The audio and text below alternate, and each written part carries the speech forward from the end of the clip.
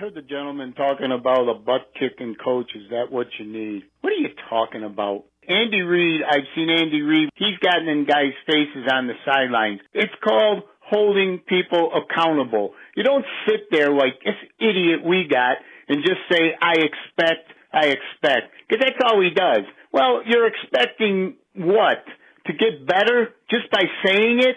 You got to coach a little bit. You got to do something. We've done the same thing now for 2 years. We lead the league in penalties, turnovers, all kinds of crap. And this freaking idiot's still our coach. Where are you guys coming from? We don't need a different coach. You got to try something, and this isn't it. You guys are ridiculous.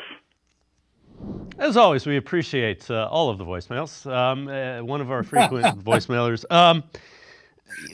Again, what are you going to do? You change the coach, you change the general manager, you have to overhaul the roster. That's the way it works. They made the playoffs last year. So, again, that's one of the questions in the offseason. Is the roster closer to last year, or is this the true roster?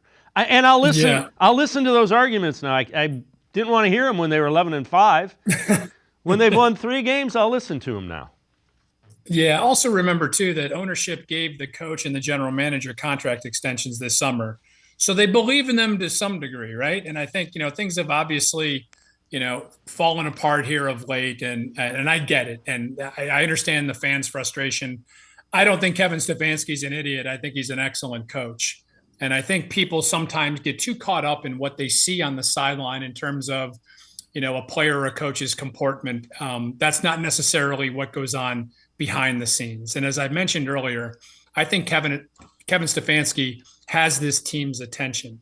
And I think and this is what I do because it's my profession and my job, I actually talk to the players about how they feel about the coaches.